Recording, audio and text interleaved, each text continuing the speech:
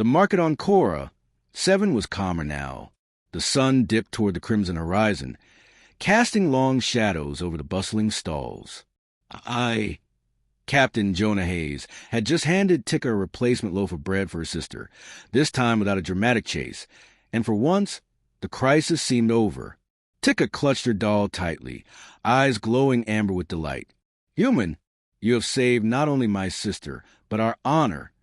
Rika, her sister, now upright and fed, stared at me with awe. She had recovered from her grass incident and looked far healthier. Her towering frame loomed protectively over Tika, but there was a newfound softness in her posture. "Thank you," Rika said, her voice deep and resonant. "We underestimated your species. You are clever and patient, and you feed well." I chuckled. "You're welcome. And maybe next time, stick to edible plants that humans can recognize, yeah?"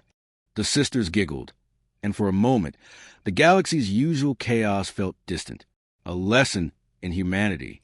As we walked back toward my shuttle, I reflected on the ordeal. Humans were often underestimated, not by strength alone. We were weaker than many alien species, but by our ingenuity, empathy, and adaptability. In a galaxy teeming with danger, that combination could tip the scales in unexpected ways. Tika turned to me, holding her doll up high. "You are more than provider of bread. Human, you are a friend, a protector, perhaps a hero." I waved a hand modestly. "I'm just a guy who tries to help when things go sideways." Her amber eyes narrowed knowingly. "That is exactly what makes you heroic." Even Rika nodded, her massive frame towering like a sentinel. "You have our respect, Captain Hayes, and our gratitude." It struck me. We humans might be fragile individually, but our courage, wit, and empathy made us formidable allies. The galaxy could take note or underestimate us entirely, but those who relied on us would be rewarded. The farewell.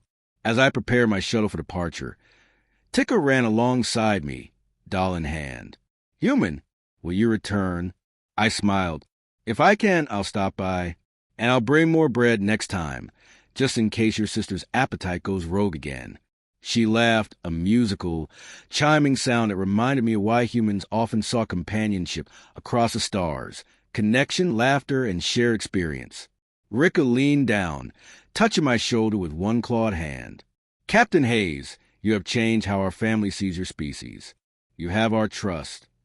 It wasn't just gratitude, it was respect. And in the cold, indifferent void of space, respect was rarer and more valuable than any metal, crystal, or weapon. The HFY moment. As I lifted off, the shuttle thrumming beneath me, I looked down at the sisters waving from the market. Humans might not be the strongest or the most imposing species in the galaxy, but in moments that required patience, cleverness, and empathy, we shone. I had saved lives today, not with brute force, not with fancy tech, but with reasoning, courage, and a loaf of bread. That, I realized, was humanity's edge. The galaxy could throw anything at us, and we would survive, thrive. Even Tika's doll sat in my lap, a simple token, but reminded me of something far larger. Every small act of kindness and cleverness could ripple across the stars. And as my shuttle lifted into the violet sky of Cora 7, I smiled.